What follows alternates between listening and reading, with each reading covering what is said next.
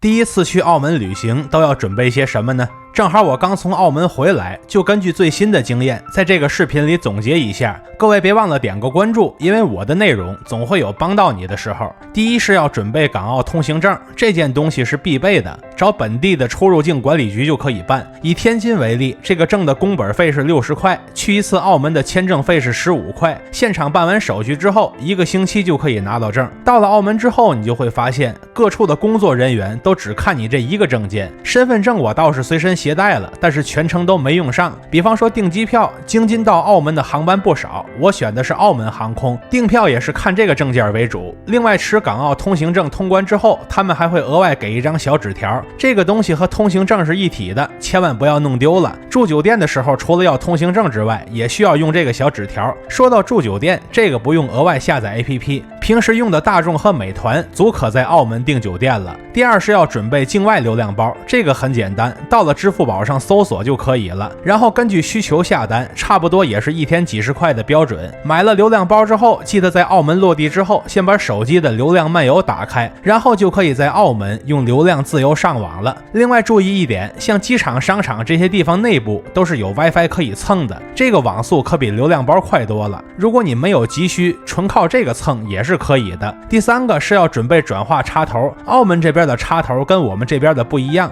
他们是英标的3项插头，所以我们要买一个转换插头，几十块就能搞定，这样到现场之后就不用担心自己充不了电了。第四个是电招 Plus APP， 这个是在澳门打车用的，那边用高德打不了车，我在澳门待的时间短，只是用它打了一次车，时间是周六上午的7点，打车基本上是秒叫秒到，还是比较便利的。第5个是巴士报站 APP， 这个是在澳门坐公交车用的，但我全程都没有用上，因为澳门发财车的覆盖范围已经很广了。发财车我得多介绍几句，澳门有很多的大型娱乐场所，他们在各个口岸机场都有往返的巴士接送客人，俗称发财车，每个人都可以免费坐这个车，而且体验也是非常好，这也是我在澳门这几天没有额外付费坐其他车的原因，单靠发财车就已经能把交通问题全都搞定了。另外这些大型的娱乐场所有很多都是和澳门航空有合作的，凭澳门航空的登机牌可以来到这边领取很多线下的福利。屏幕篇幅有限，我只能贴出一部分，去澳航官网上可以调取完整版，红圈里就是网址，各位自取。最后像什么订外卖的 APP， 比如澳密 APP， 我是全程都没用上，你们可以下载一个以备不时之需。最后说一下那些以前需要但现在已经不再需要的东西，总有人在网上问澳门币需要提前兑换多少，我的建议是压根不用换，因为现在连路边的小店都有微信支付宝的线上支付业务，而且这个汇率是自动换算的，纯靠手机支付绝对能满足你日常的消费需求。小店尚且如此，大店不得加个更字？甚至有些时候这边还有一些线上支付优惠，比方说这次我买一个汉堡，原价是88元，支付只划走我30多元，我都不知道是什么线上优惠，但照样能通过它省钱，这就是线上支付的好处，又方便又便宜。关于导航软件，之前有人建议下载 Google Map，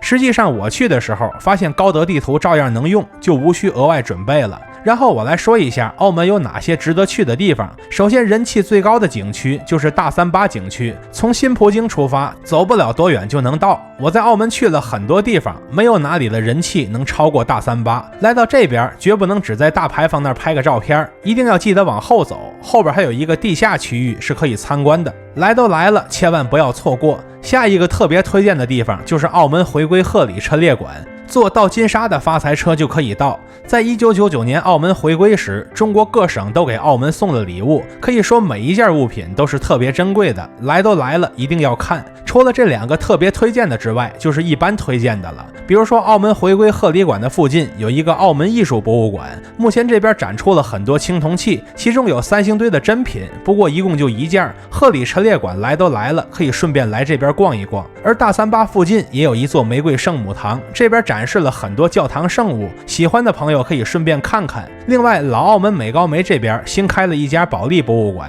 注意是半岛这边的老澳门美高梅，不是另一个。这个博物馆里展出了圆明园12铜兽首之中的4尊，来都来了，记得别忘了上这边打卡。如果你像我一样速通了3葡京，记得到里面看看赌王的藏品，绝对是非常的震撼。它们可以让你知道什么叫物理层面的纸醉金迷。以上便是我简短的澳门攻略了，相信我的这些经验一定能为你提供方便。为了省钱省力省时间，记得一键3连加关注，和徐工一起读城，一起旅行。